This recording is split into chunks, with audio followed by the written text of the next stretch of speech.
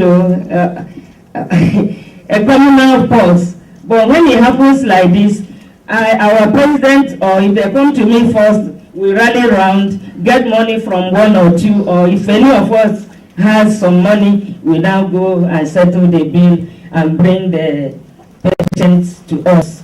After counseling and giving her some money or food, we now send her back to her house. Counsel the husband. We have occasions of bringing the husbands as lawyers to counsel them and reunite them. At times, the husbands will not want them at all. So we'll keep them, we take them to the motherless or mother's home and take charge of them until they are all right and they are sorted out. We also visit communities, rural communities. Please, we have a slide. You know, women empowerment reduces domestic violence in rural communities in Nigeria. How? Because most of our local communities, the women are dependent on their husbands. We have heard much of that in the previous lectures.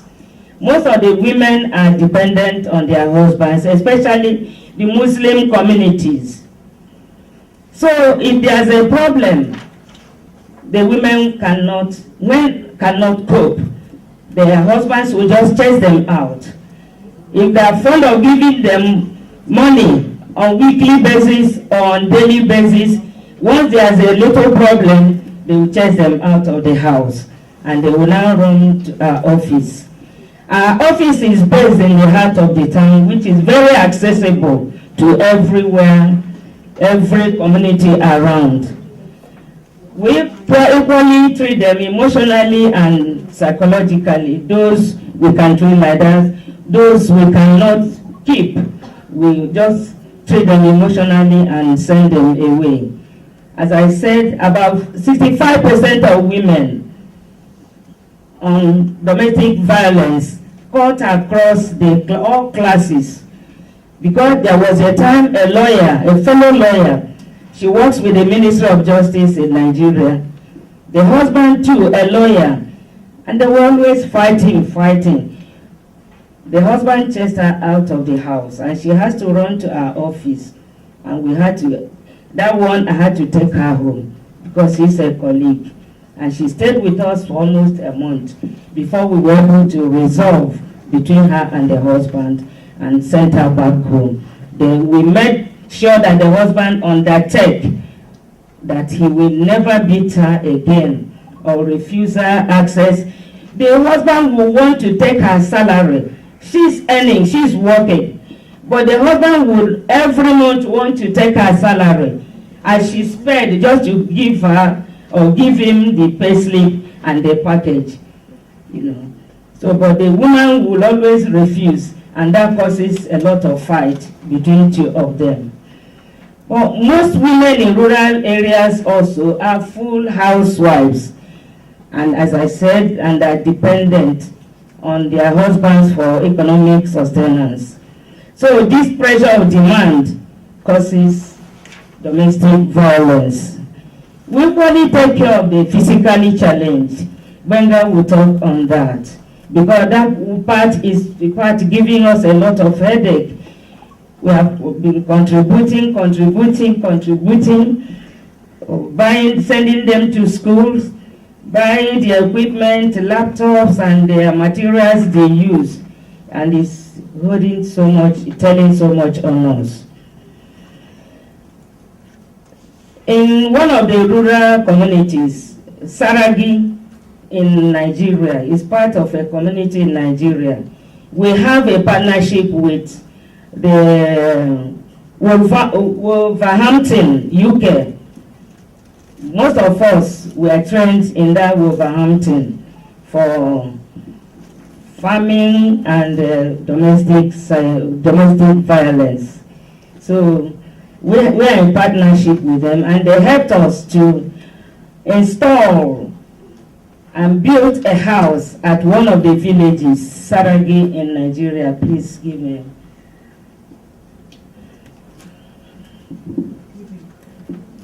We need a slide.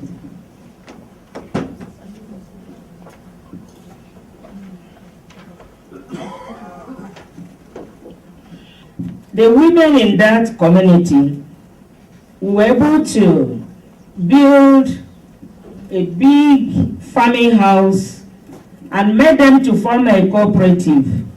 We were able to give them initial money to start their cooperative, to buy little things. We installed their machines for threshing rice, melon, and corn, because that part of Nigeria is very fertile, and they farm on rice, melon, and corn. So we were able to buy equipment for their threshing. So for some time now, about a year ago, they have stabilized. The women are stabilized and now giving soft loans to themselves. We started with about 10 women, but now we have up to 100 women in that community, and are now helping themselves to give themselves soft loans to the newcomers into that cooperative. The Women's Center was some time ago visited by the governor of the state, and she helped us to, she voted for some equipment which are yet to be delivered. That was a year ago.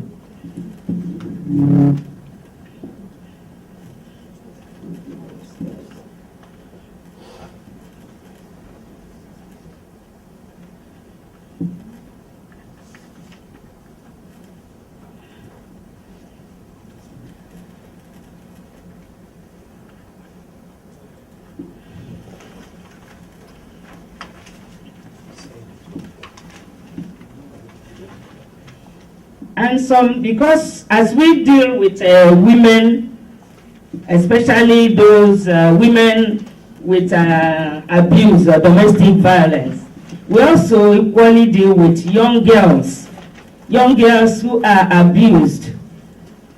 There are some of them who will be abused by men. Even there was one that was abused by the father. The girl ran to us, telling us stories that for the past 3 years, the father has been abusing her sexually. 14-year-old girl. We had to take it up. We wanted to go to court for her, but some people came and pleaded. Even the father came to plead that it was a devil's sick, and it was devil that motivated him into action. So all we had to do was to separate that girl from the father. And there have been so many cases of sexual abuse of fathers to their daughters. We had last year we had about 5 of them, sexually abused young girls by their own parents, by their own fathers. And none of them we could take to court, because the culture in that part of the country where we are, they said if you take that such to court, it means that that child will be, will not be anything in life, that they will curse her, and she won't be anywhere. So we had to cancel the girl, separated her, put her in a remand home for some time, and we are taking care of her, for about 3 of them, taking care of them until they were all right. We now help them to go to school, and we are helping them to take care of them in the school.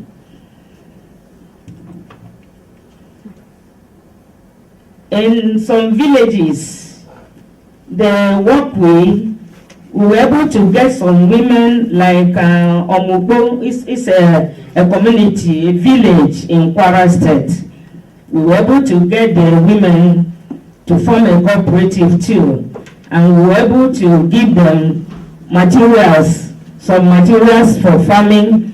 Some of them we now allow them to be doing Isusu, which is a cooperative financial loans to each other, and they have stabilized as of today. The one at Omubo was started with about 5 people, but now they are up to 100 and in that village, and they're helping themselves.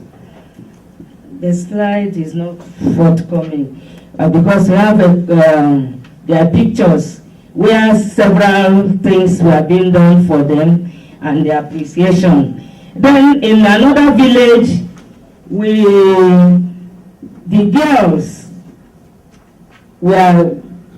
girls in need were able to be identified, and they gathered together, and they were able to let us know of their individual needs. Majority of them were into sewing. But we were able to buy sewing machines and all sewing sewing equipment to let them start sewing. And most of them today have taken off and are doing very well.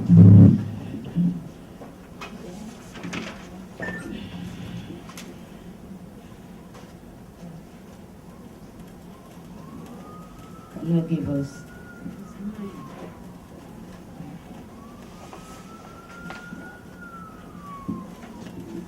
Yes. Sorry, where? It's not okay. Okay.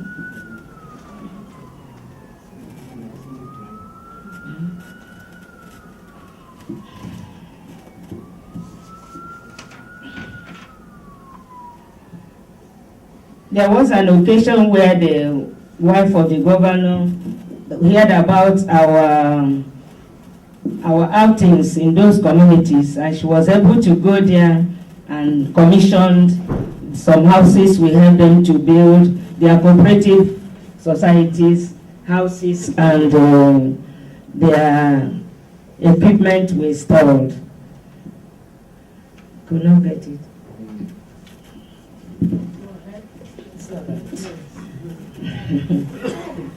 We were able to carry our traditional ruler, the Emir of Ilori, to some of the rural areas. He came to see them, and then he was able to make some donations to them too. We have the pictures here we would have shown you, but since he cannot go.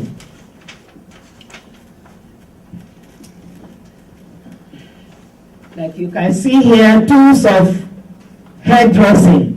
Some girls who were physically challenged, and they said they could do hairdressing. We were able to mobilize and bought so many hairdressing tools for them to be doing hairdressing.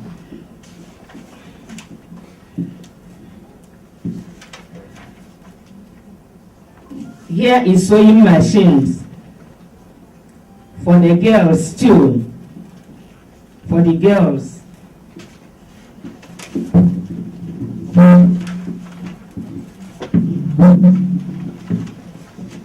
This was where the governor's wife came to commission one of the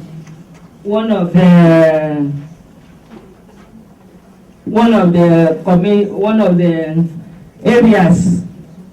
We donated other materials, sewing machine, hairdressing, and other articles for the young girls and women.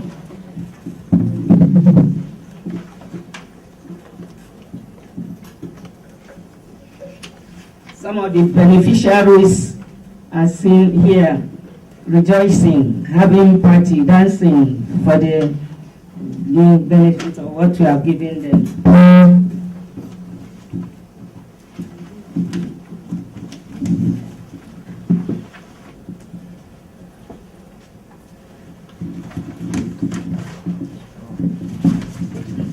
Our president, Dr. Mr. Admula, is sitting here with the wife of the governor during the commissioning of one of the centers.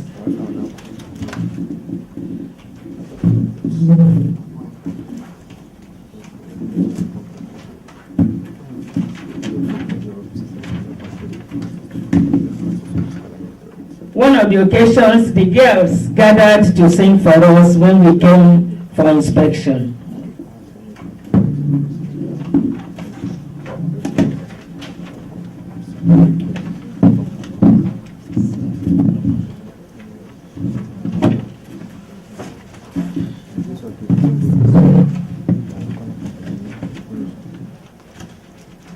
You can see we are here with our chairperson and wife of the governor and the beneficiaries.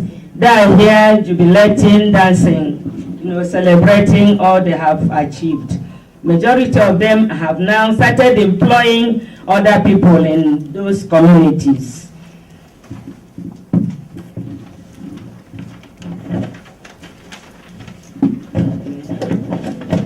Here again, the celebrations continues. I'm very sorry for it cannot work, that this projection cannot work. You would have seen a lot of pictures here where we were able to touch their lives.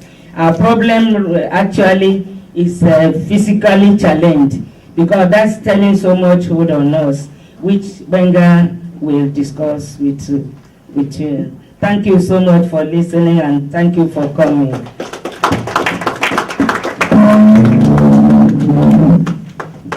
Yeah, thank you, Dr. Febo, for that brief summary of the work of Women and Child Watch Initiative in Nigeria.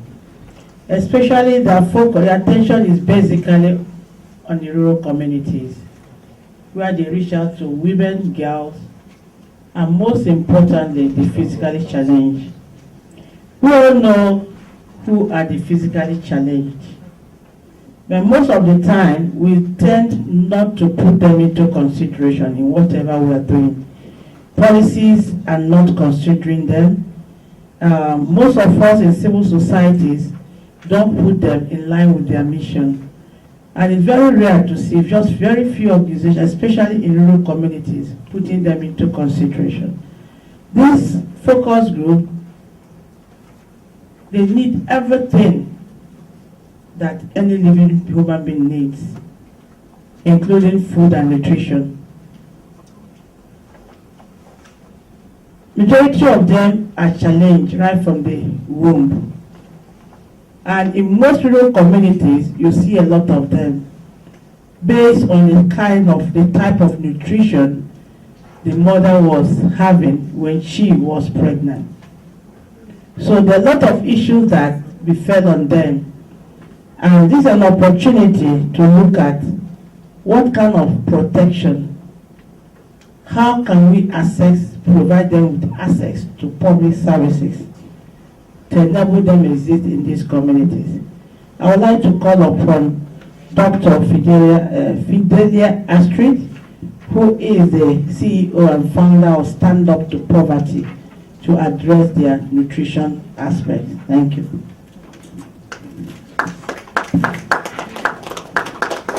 No clapping. Are you tired?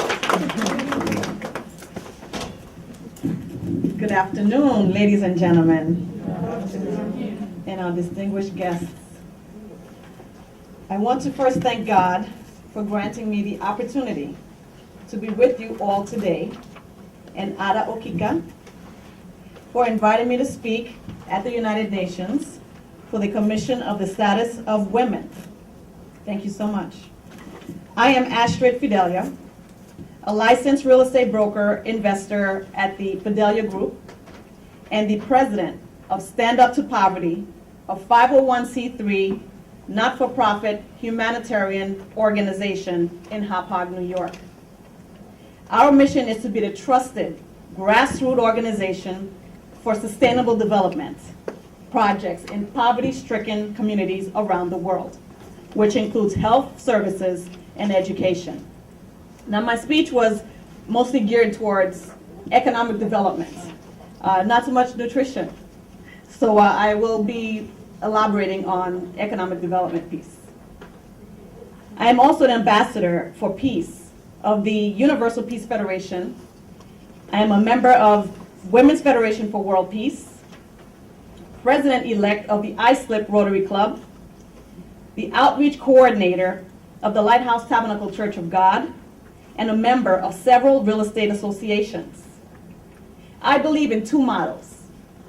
Rotary's motto is service above self.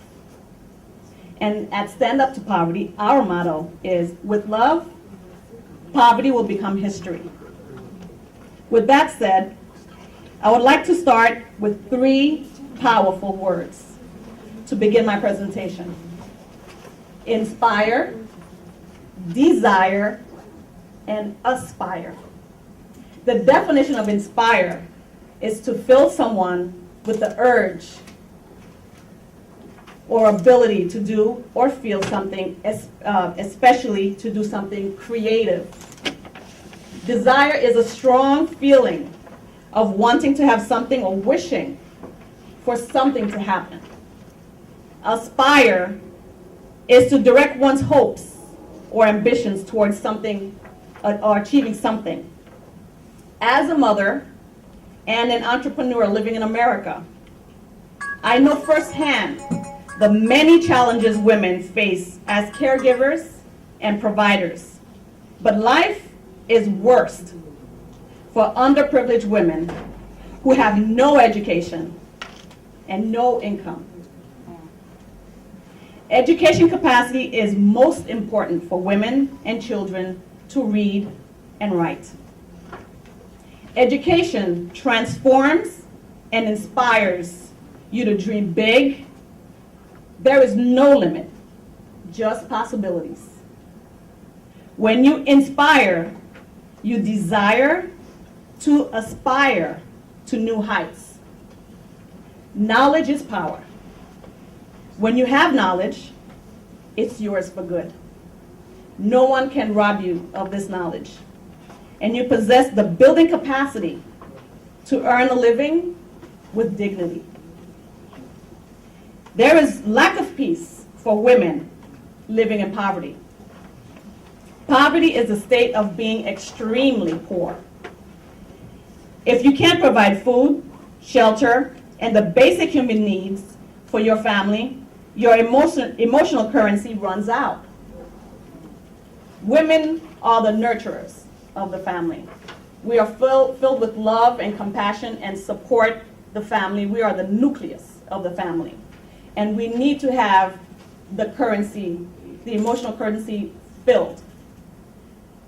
Education is a big part of the battle, but how can we help women realize their dream of living a good quality of life?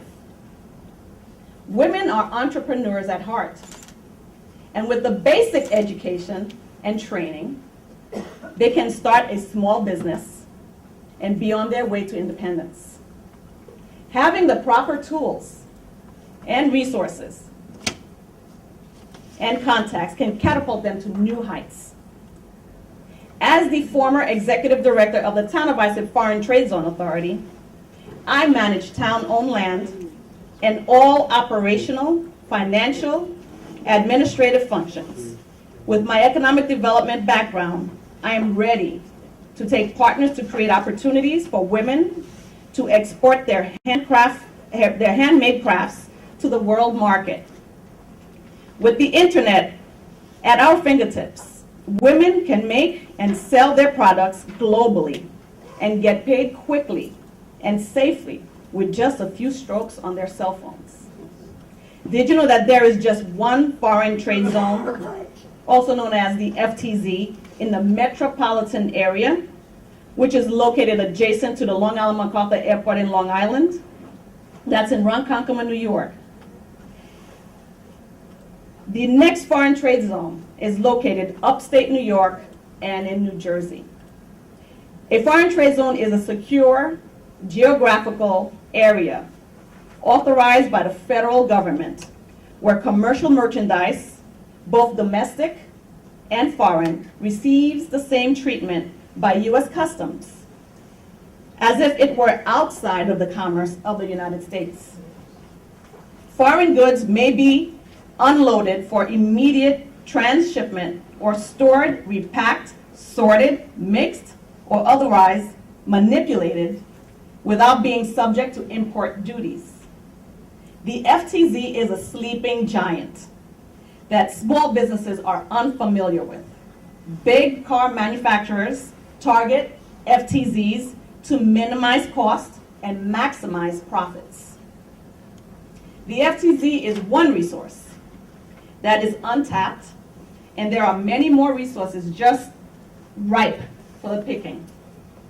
What can we do as a people to leverage our contacts, resources, and create opportunities for the less fortunate?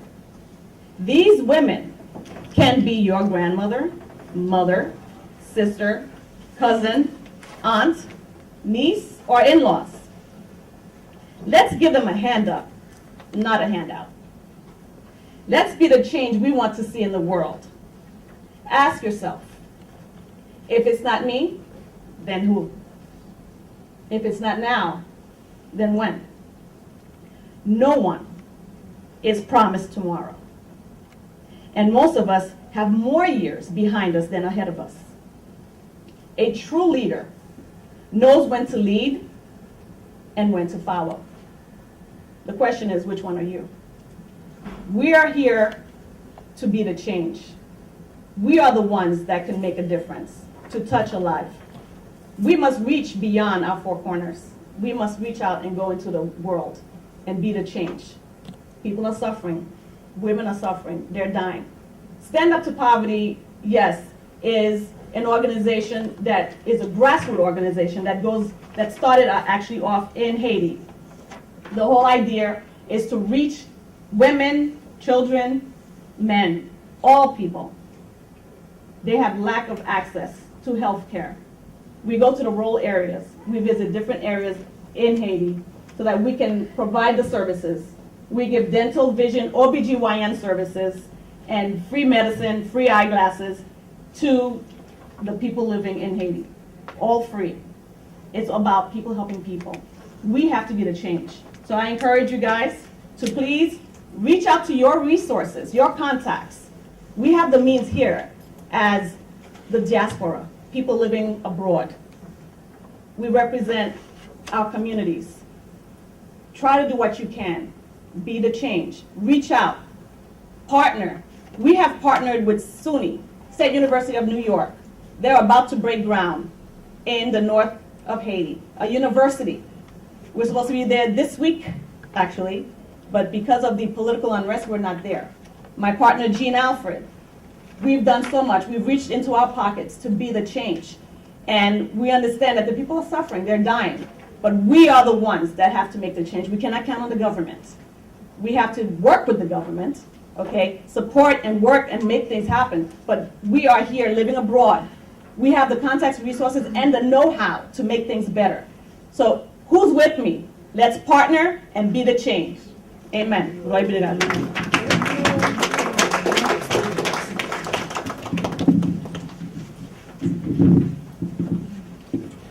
Let's partner and be the change. Let's make the change, especially in the lives of the physically challenged.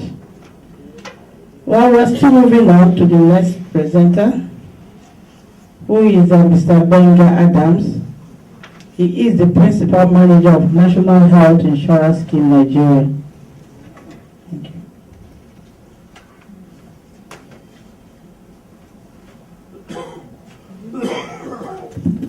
Good afternoon, ladies and gentlemen. It's a pleasure to speak with you concerning the topic we have today.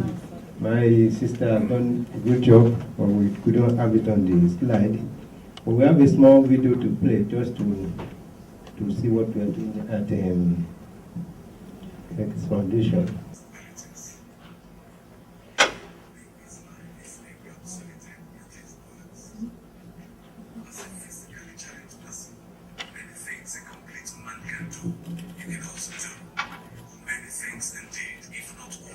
You can do maybe even better. Do not allow the setback arising from your circumstance of birth draw you back. Keep on moving forward until you attain your goals. Ability in the real sense does not represent someone who is bodily complete, but the concept of the mind. represent the capacity to do something. She concludes most of the time by stating unequivocally that in impossibilities, there are possibilities. In disability, there is ability. All things are possible if you have faith. Never underestimate yourself. I say you limitless potentials. Conceive it and you can do it. These are the words of Becky. When I came back to Becky, initially it was very disturbing when the nurse told me about it and I saw it. But in that situation, at a point, it was like the Holy Spirit ministered to me that if I continue to weep and cry over it, it can lead to something which will not be palatable for my life. And so it was an instinct from inside for me to take courage, hold fast, and take good care of her because she's a child of destiny. My mom has always been there. My mom makes some decisions that she knows I'm supposed to make, and she makes them for me. Even if I don't think it's right, she knows what's better. And then she's like, you can't do it. And she gives me the courage to move on. She's always been there. She's the greatest mother in the world. These are my friends, Becky and Amina. We've been great friends for 3 years now. They've been very supportive and they've been great people in my life. They have helped me in my shortcomings and then they've been very good people. And so all of you who one way or the other have the mind of helping make this foundation, God bless you and God bless you. You can be part of making the world a better place by joining hands with Becky's Foundation in putting smiles on the faces of the less privileged in our society. Help put smile and rejuvenate hope. Join Becky's Foundation today.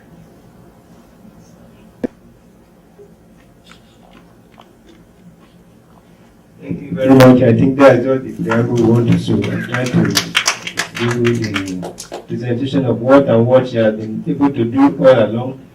But up till now, I've not been. There's a presentation that I want to bring out. So can you help me with the slide, the drive?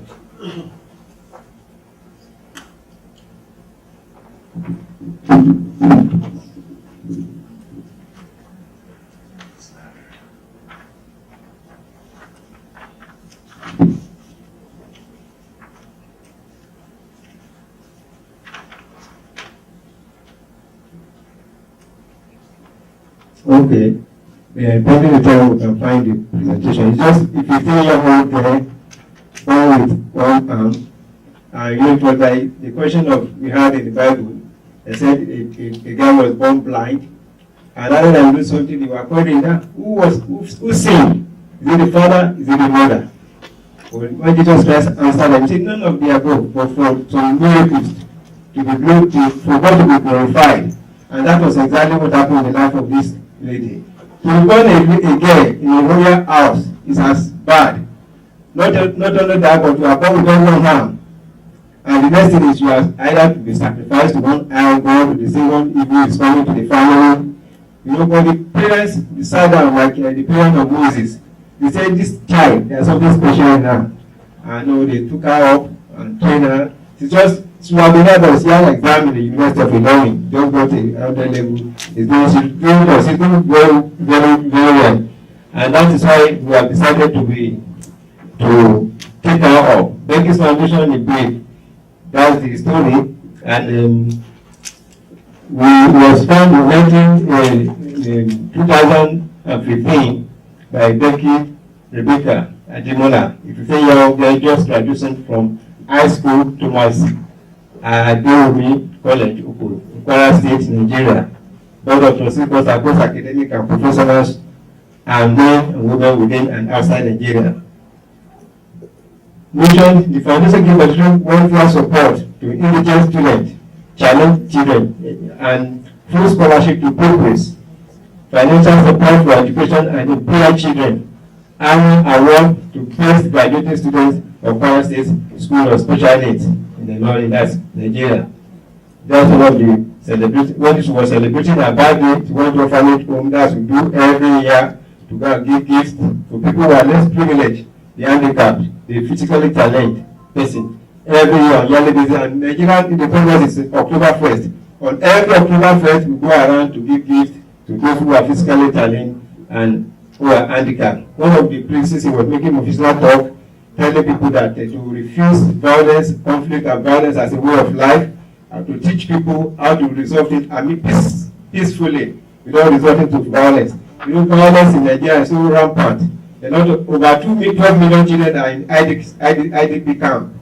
People don't have anything, but you go there like how to resolve peace. You go to schools telling them about campaign against anti-bullying, you know, for students to live peacefully. This part of the schools attended school, we went to tell people and to speak against only people that are handicapped. No, they make jest of them. They don't see them as an entity in the society.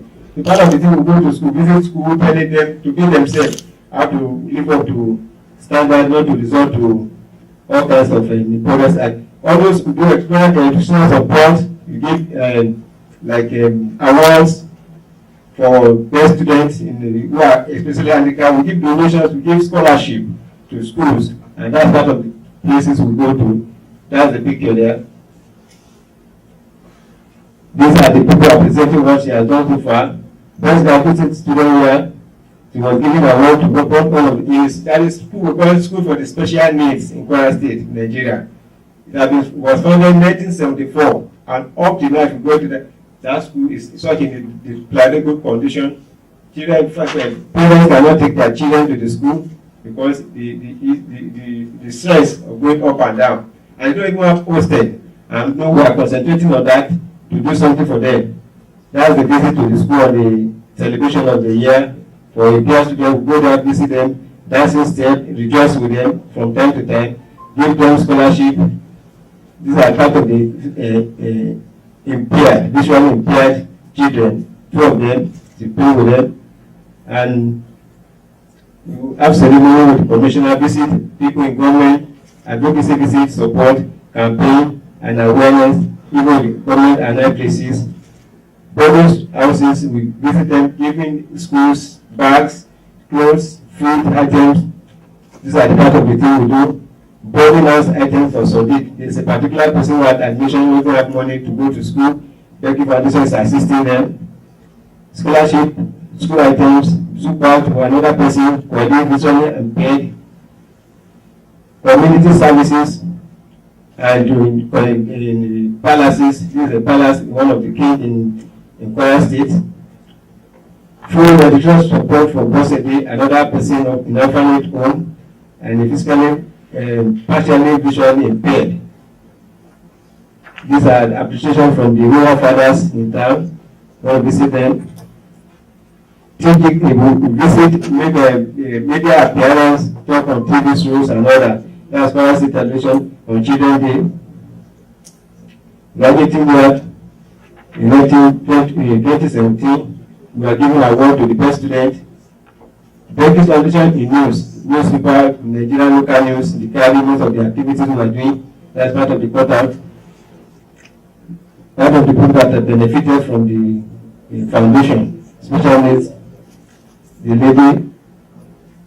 Becky's Foundation first position award. We award for best students who are intelligent. Some of them are very intelligent.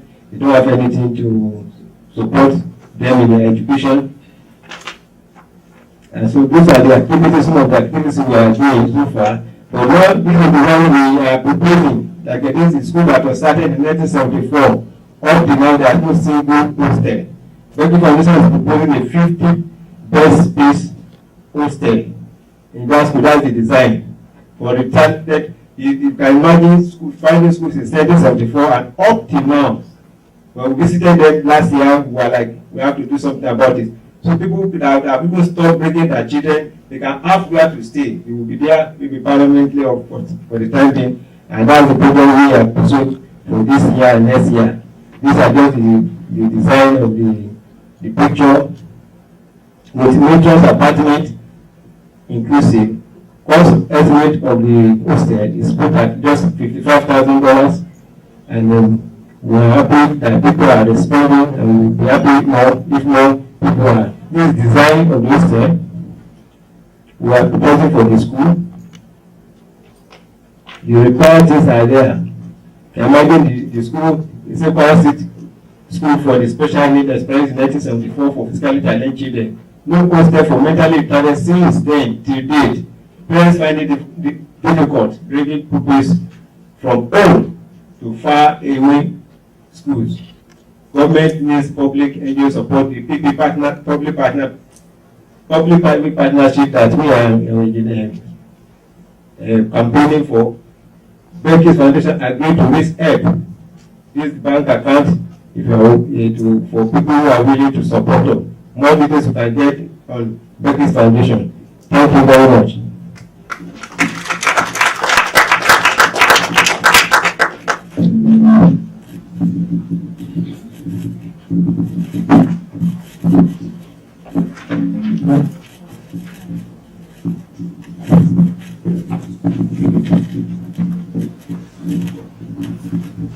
I think I have good speakers that know how to do marathon.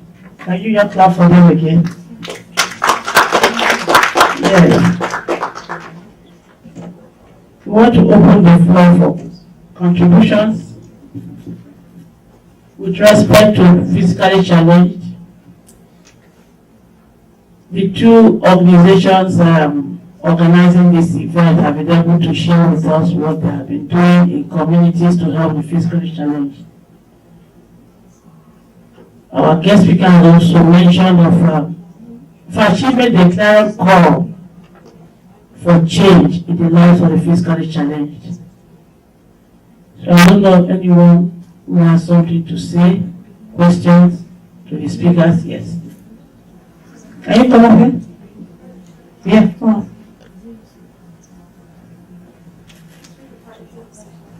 Thank you. Yeah, so it's really encouraging to see all the work and progress that he's made with your organisation. But my question is, especially I guess in rural communities, or for example in Nigeria, a big issue is internally IDP camps. And I was just wondering about if you have done with your initiatives, how have you branched out to provide the services and projects to physically challenged girls and women in IDP camps, maybe not for domestic violence, but definitely sexual assault and violence. That often is a serious impact of violent extremism. And if you have, so what are the challenges you face? If you haven't, how do you see adapting projects to make that broader outreach? Okay, we'll come back. Come back. Summarize your question. Yeah. So summarize it again, like student. Oh, just how. So, what is your experience with working with physically challenged women and girls in IDP camps? If you have made that outreach, if you haven't, what do you see the challenges being? No, you can jot down the question. We want to take 3 questions, then we'll give one to speakers. Any other questions? Yes. Yes, I want to make a comment. I'm someone who's physically challenged. Yeah. I definitely can't come up there. Yeah. And I live in New York City. And it happened to me when I was older. And the services in New York are very bad. You think they might be good, but they're not. And one of the really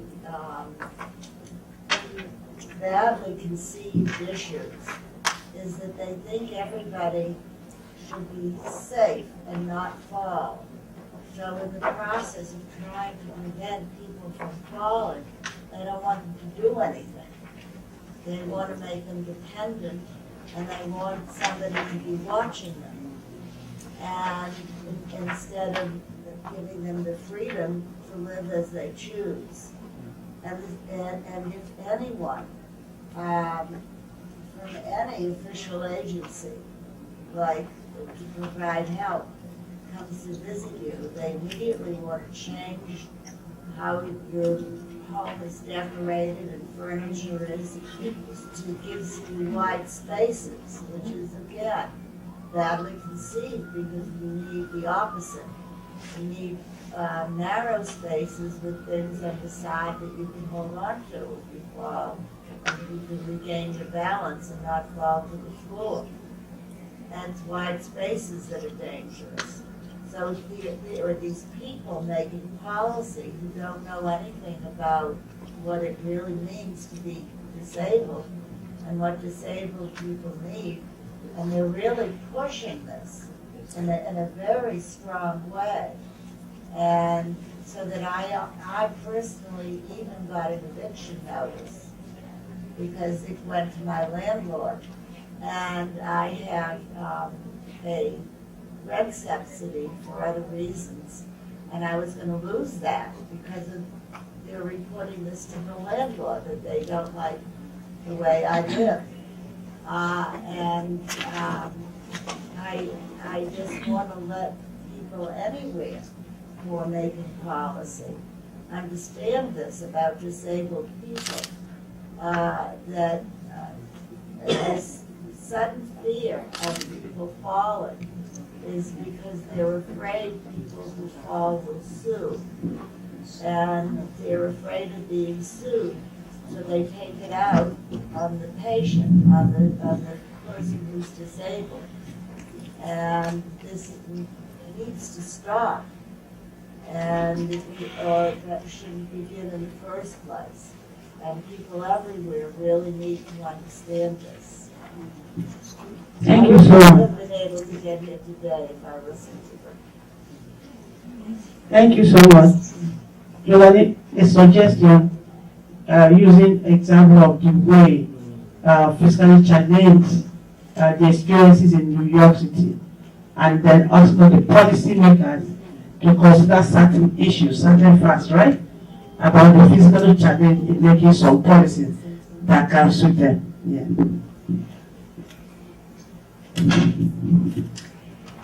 Everything starts with one person's idea. Please tell us how Becky, at 15, got her idea going to turn it, evolve it, develop it into a foundation to serve others. How did that happen? What was the process? Thank you. That's a second question to Mr. Adams. Any other third question? Yes, please. The question is want to contribute. Okay.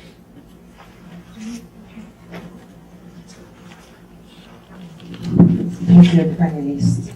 My name is Esther Wamaka. I'm from Federation of Women Abuja. I just want to contribute that FIDA, we have FIDA if you are in Kwara State, and I know they will help you in terms of a pro service with your help women and girls, the indigent ones. All over Nigeria we have FIDA, and since you are in Kwara State, FIDA will be able to help. And I just want to ask Mr. Benga as well, you are in National Insurance Health Scheme, and I know that the retired ones, the old ones, do not benefit from this National Insurance Scheme. Once you are retired, no benefit again for you for insurance. I don't know what your organization is going to do about it. Thank you. Thank you so much. So I hand over to them to respond. I think Brother should respond more about does the insurance scheme have place for the physically challenged? That's my own question. Okay, who is starting? All right. Thank you once again. Unfortunately, NHI is not the one sponsoring this program, but I will talk more about the NHIs anyway, because I love foundation, the Becky's Foundation. From the video we watched, we listened to the mother saying, when she was born, they have options either to throw her away because of the society, but it was not an option to follow by them. They designed a program in her name. Registering is not as if Becky accepted it, but the mother, it was like a trustee, a kind of proxy for her till she's just 16, just 16 now.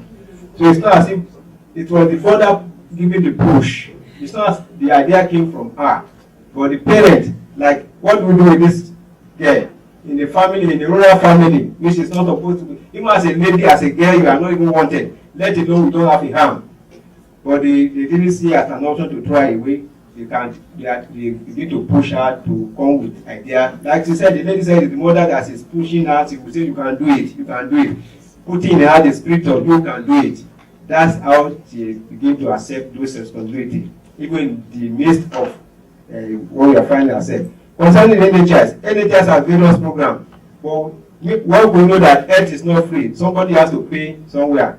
What we have in Nigeria is just the federal government paying for its employees. It's only the federal government, but individual, they have program for you, they call it Vital Health Insurance Scheme, just 15,000 naira, less than how many dollars in a year. For a whole year, if you are retired, yes, you can go fold into that program, just pay 15,000 naira for a whole year, and you are entitled to the same benefit with people who are working in the federal government. If you just retire, what you just pay 50. Even now, if you want to register with 15,000 naira, I can register you. I have access to the system. So it's as easy as that. Retirees, unemployed, informal sector, people from all other sector, you can fold into NHS. One government is not in the federal government, and you know we have the tiers of government. Because of the tiers of government, the federal government cannot be paying for the state government. So the state government has to fold in and pay for their own staff, for their own employee. So, but there are ones for individuals, the same benefit with people in employment. You just pay 15,000 naira. So it's open to retirees, it's open to unemployed, it's open to people in the informal, power seller, pepper seller, market women, people in the rural area. Just pay 15,000 naira, and there's even a little one, what we call just about 200 and 1,800 naira in a year. You form a community, you just form association, mutual health association. You can, if you don't have, you cannot afford it, but the benefit is not as robust as those of the people in formal sector. So there's one for group of people that if you in a community, they call it community health insurance, mutual health association. You just form mutual health association and come on board. But you'll be paying about 1,800 naira in a year for that. But it's just basic health care. It doesn't cover secondary services, just primary care. So that's how I think with the retiree, I answer your question. You just pay 15,000 naira when you are retired on your own from your retirement benefit. You can begin to pay 15,000 naira, and that's what the government is even paying on behalf of people who are in employment. Thank you very much. Children. Okay, children and in Initatives, and will come. What we advocate in Becky Foundation is the reasonable, equal, and special service for people living with disability with other people. Treat them like you treat other people. That's what we have been advocating. If you go to ID camp and you know it's so wide, you thank God the father say not much are in ID camp. It's only orphanage home, foster home that will visit.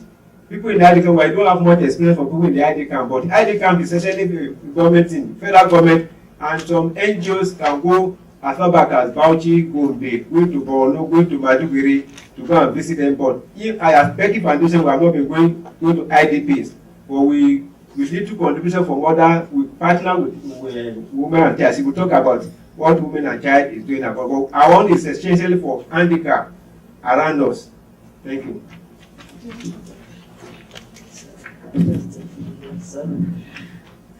The physically challenged, what work we was able to do, we have one in Benin City. So it's the only one we have been able to identify, and we had 3 physically challenged children there. In fact, what we has been able to help train one as a lawyer. And after her training, we went as far as to the governor of Benin, and she was able to be given a job as a peer in the Ministry of Justice. So, but every year we gather some money, gather foodstuffs and clothing, and go there and give them. Government all equally is taking care of them in Benin City. That's the only one work we has been able to do, because there are so many IDPs in Nigeria now. Thank you.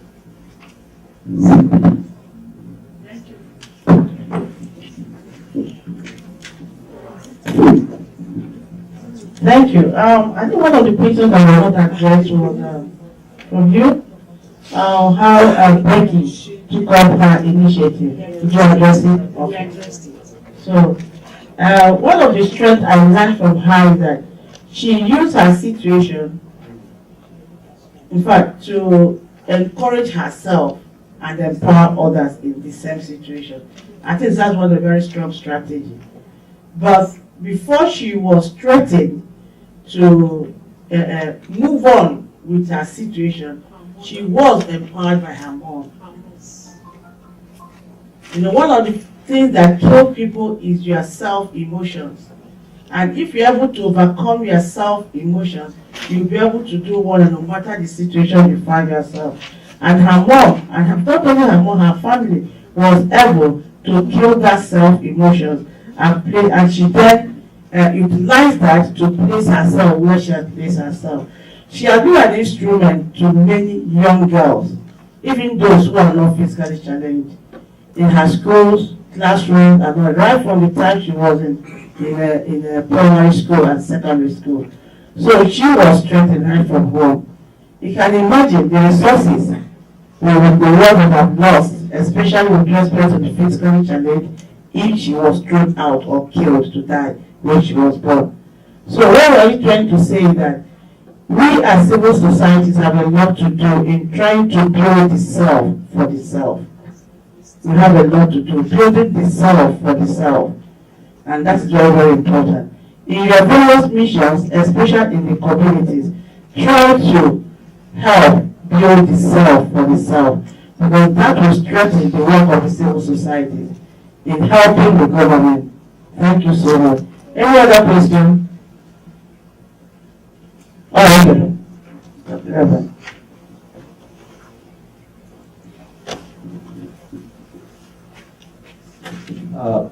Mine is just an addendum, quick 2 seconds an addendum. First of all, we are all handicaps. And what I mean is, if we are not handicaps in one way or the other, then there's no need for anybody coming here to discuss about anything. And so, for me, I have to do something to make the physically challenged person feel that we are all the same. And how do you do that? You start somewhere. Start somewhere. Dr. Adam, when I'm able to say, oh, you know, just this wheelchair that they throw away here is thrown away. Carry it, clean it, put another wrap, $5, buy another, put it, send it to Africa, any part, it will be wonderful for somebody. And these physically challenged people, they are very intelligent. They are super intelligent.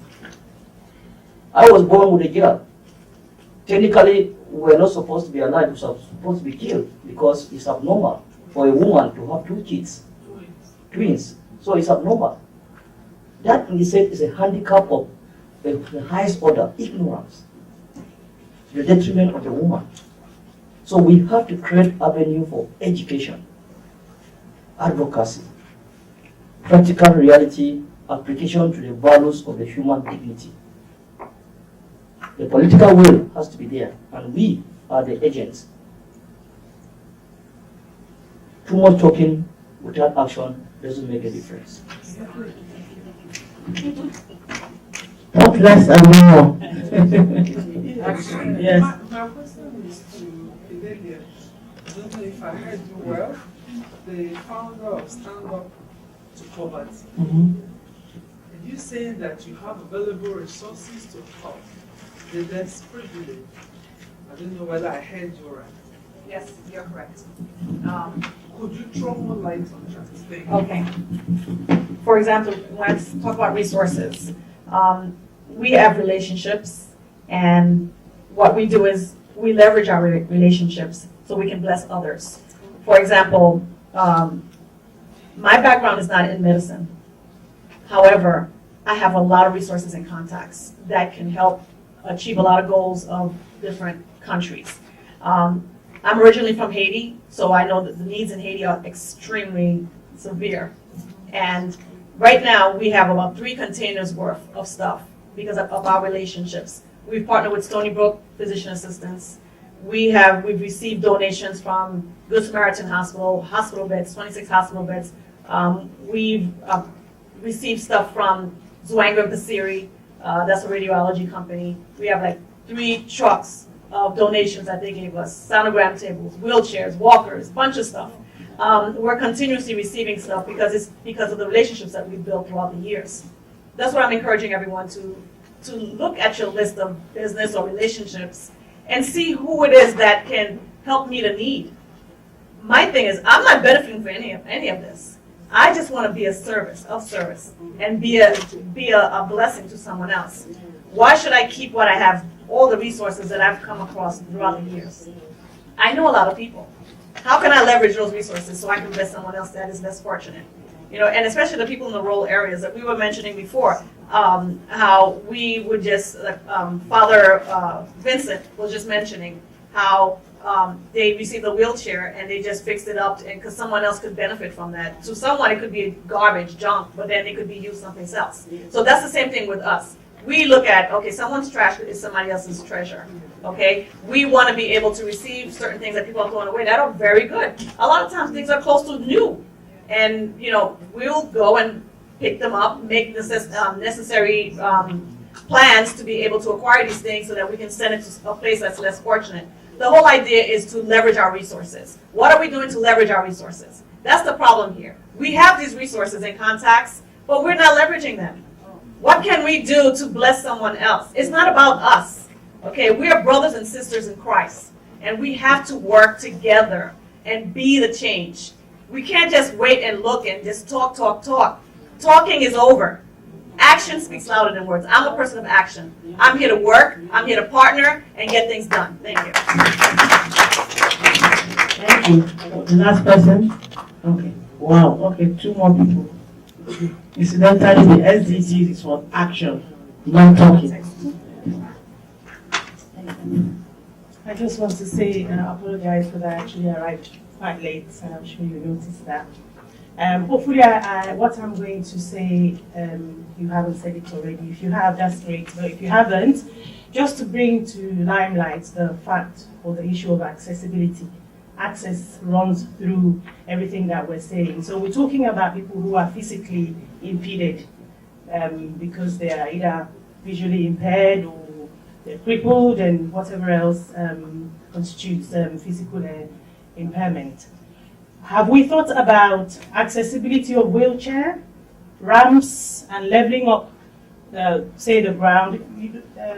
Those kind of things where you make it possible for somebody who is on a wheelchair to access a public service. Because if they can't access it physically, then they will not be able to get the service that you're providing. So my brother said, start from somewhere, empowering self for self.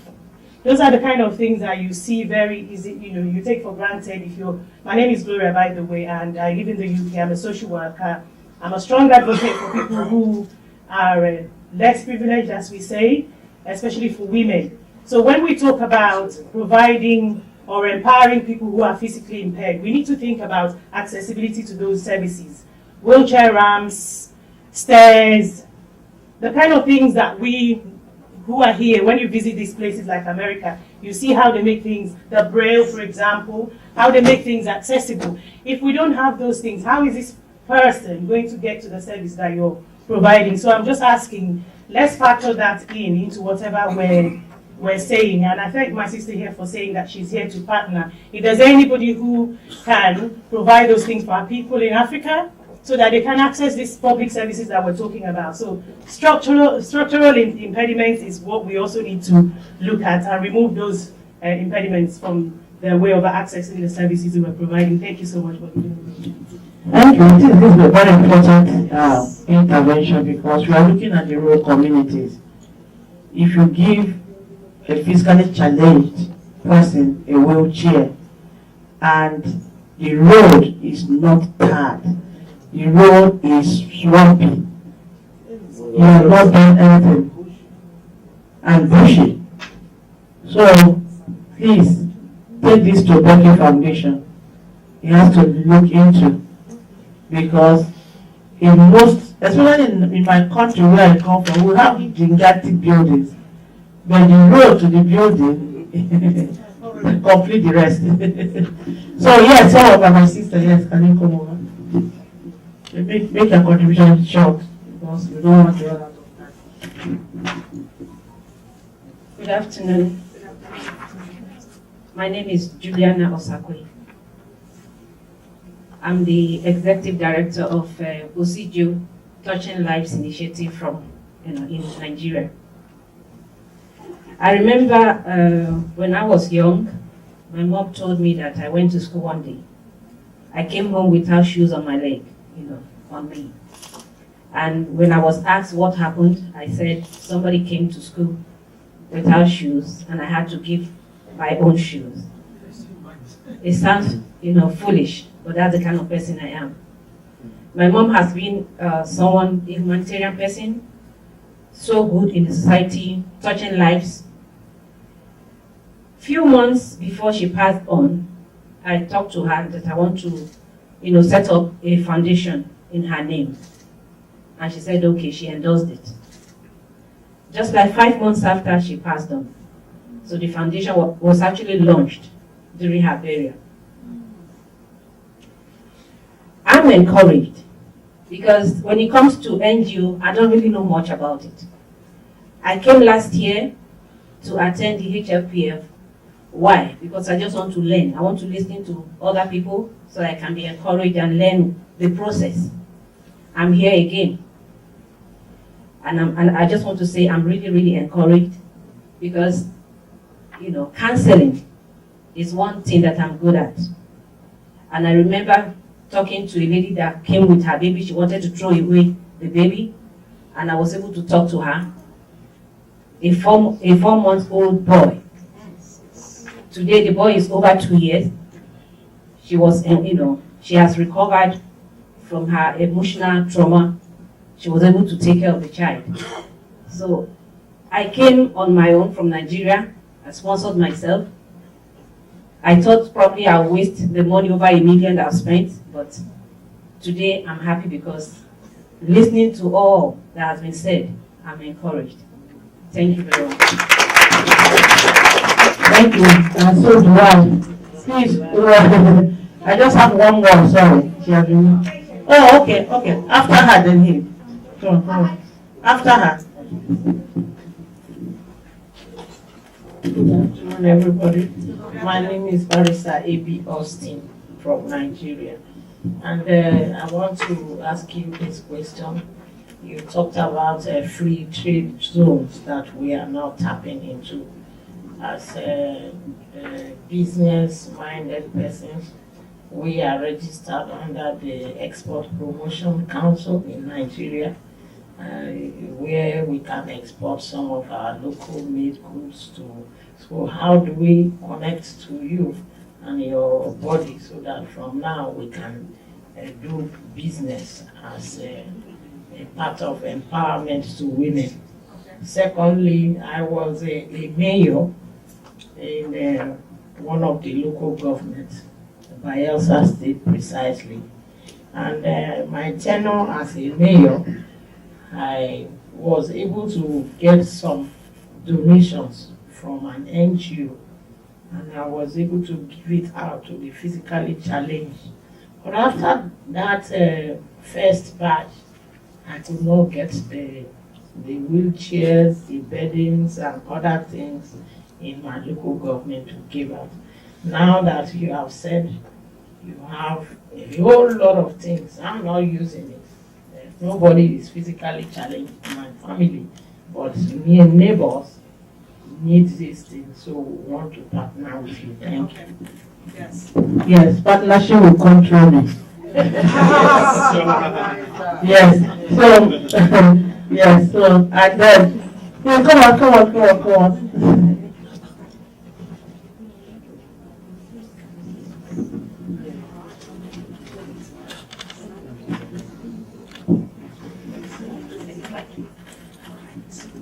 Thank you.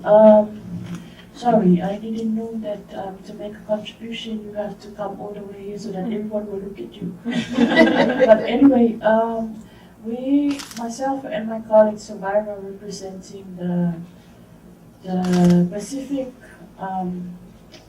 network of persons with disabilities. And just by listening to the various discussions made us feel honored and motivated to contribute. And I guess due to time, there's few things that I'd like to get our attention to, and perhaps my colleague, if you allow, will add to the discussion. Because discussions like this are very, they can only come once in a lifetime. From the discussion thus far, there's quite a few important things, and we heard a lot about negotiation, partnership, action speaks louder than word. Yes, it's very critical that we think about the changes in the world today and the fact that we need to ensure that we mobilize resources. We've been talking a lot about making sure that people with disabilities on an equal basis with others receive quality support services, accessibility, and requires a lot of support. And one thing we should never forget is partnership with our government, because we can advocate, but when it comes to sustainability of resources and services, that's when we have to, whether we like it or not, we have to partner with our government. And it starts from us, people with disabilities. We have to change the way we look at things. We have to change the language that we use towards ourselves and towards others as part of non-discriminatory provisions. And we have to ensure that we, in terms of access to services, yes, it's very great to know that there's a lot of services and support available in this part of the world. But then we have to also think of the fact that to access services, we need to undertake a lot of assessments to ensure that not only that we have the services that are available, affordable, but also responsive to the diverse needs of our persons with disabilities. And I think I'll stop there.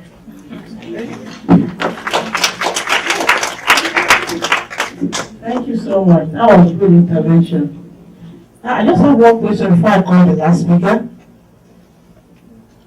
It's not just a question, but a case study. I know a woman. She was married for years. She had no issue. She later got out of the husband's home after the marriage. And every time she has issue, she tells herself she has no child, she has no husband. Now this woman, is she challenged or not? Is she challenged or not? What I'm saying that challenge in life is not just physically. There are others who are emotionally challenged and psychological challenge, physically challenged, biologically challenged. We also have academically challenged, just as the doctor said the other time, we are all challenged. And with this, I hand over to Lady Jana Ozodimuna to give us a call to action on this issue. Thank you, Dr. Ada. afternoon, beautiful panelists. Good afternoon to everyone seated in this room. I listened to Becky's foundation, and I was amazed at what they were doing. But when I looked at the paper I was given to, I discovered that on it, what was written there is social protection strategies, right? Social protection strategies. Yeah. Social protection, access to public service for the physically challenged women and girls in the rural areas. They spoke so well. And just like I usually say, in most events that I speak, I would love CSOs to take the microphone, tell us what you have done, maybe in the past 6 months, as long maybe you're, depending on how long the organization is. Tell us what you have done, and then tell us where you are going to go from there, and then seek for assistance. And when you think you are comfortable, you can do it all, you now tell us how you would touch, or how you would want to collaborate, or how you would want to work with the people seated with you to make the world a better place. Perhaps this time around, for the physically challenged women and girls. For me, it has always been call for action. And I keep telling people, for as long as I've been coming for this CSW event, that I personally am getting tired of rhetorics. Very, very tired of rhetorics. That I would want to come into a room, and at the end of the day, I am going out of the room poised with 1 or 2 things, and I'll say, fine, before the next event, this is what I'll do. And I will come up again and tell them what I was able to do before the next CSW event. As we are leaving this room now, this is March. How many months from now we'll be having CSW 64? CSW 64.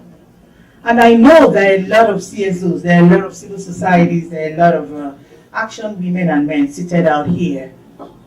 What are we going to be doing differently for the physically challenged women and girls? What are the modules? What are the modus operandi?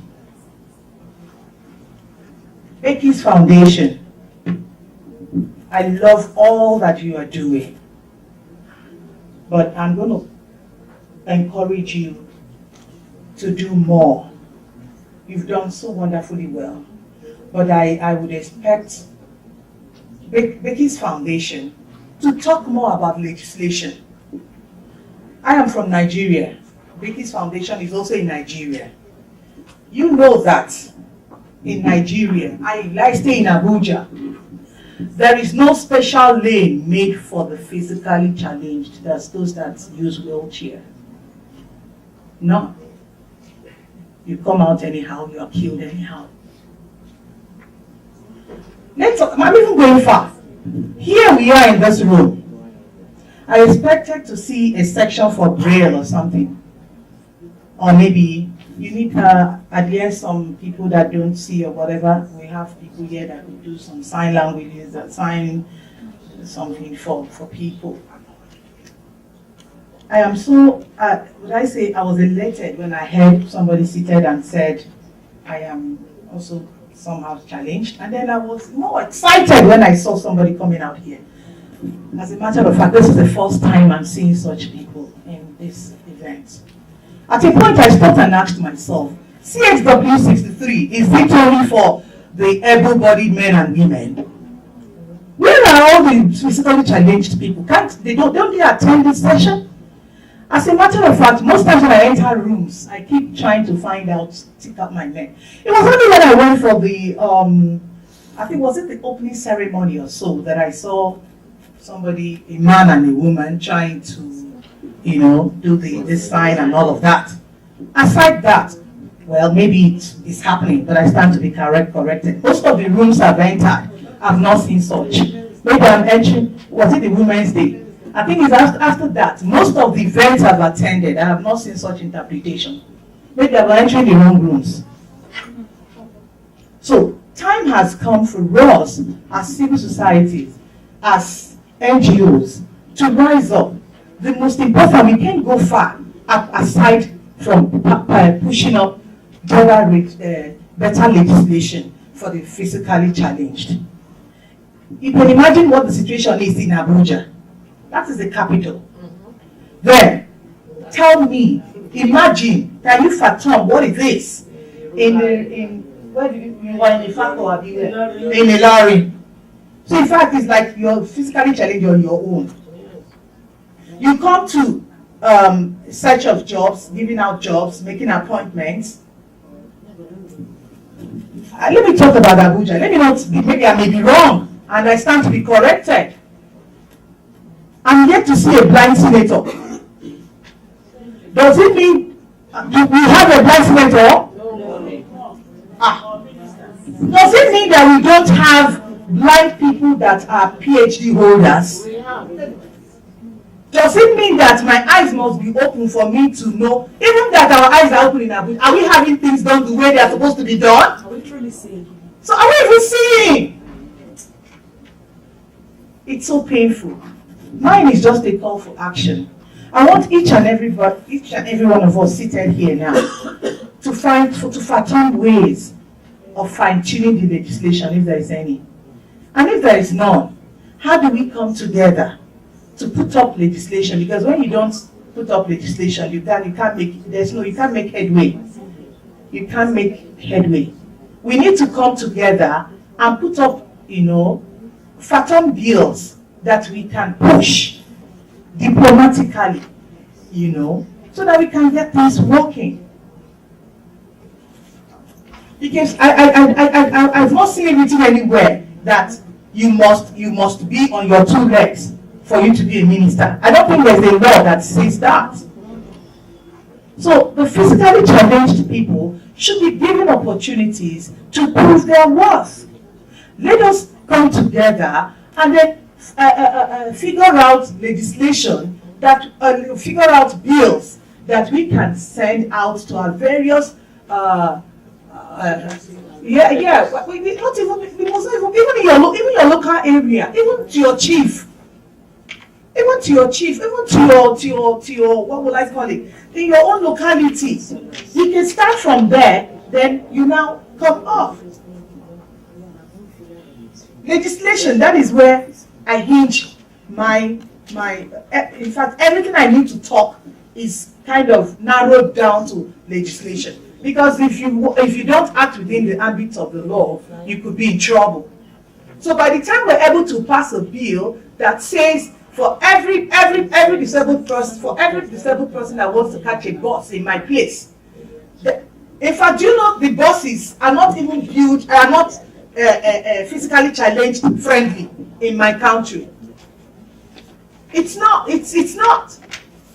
So we pass bills ensuring that every physically challenged person lives in a world that he or she would appreciate.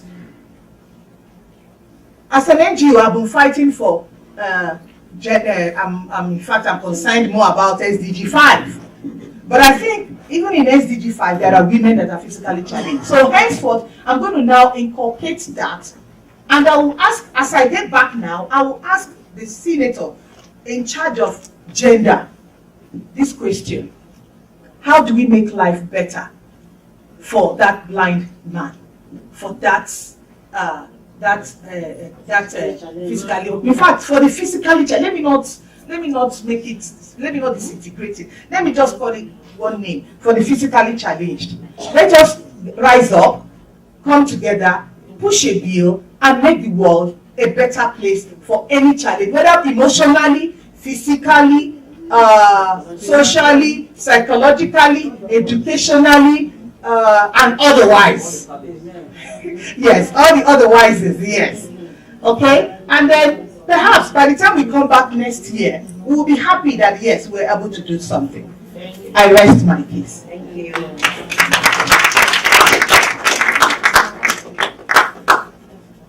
Thank you so much. With this, we come to an end of this section. And we thank you all for coming. We hope that next year you will have a better forum to discuss on this topic. And convey a message back to Becky. Tell her that next year we want to see her. That thing she's doing in the whole community, we want it to come up globally. She is in her prayers and we are proud of what she's doing. Thank you so much.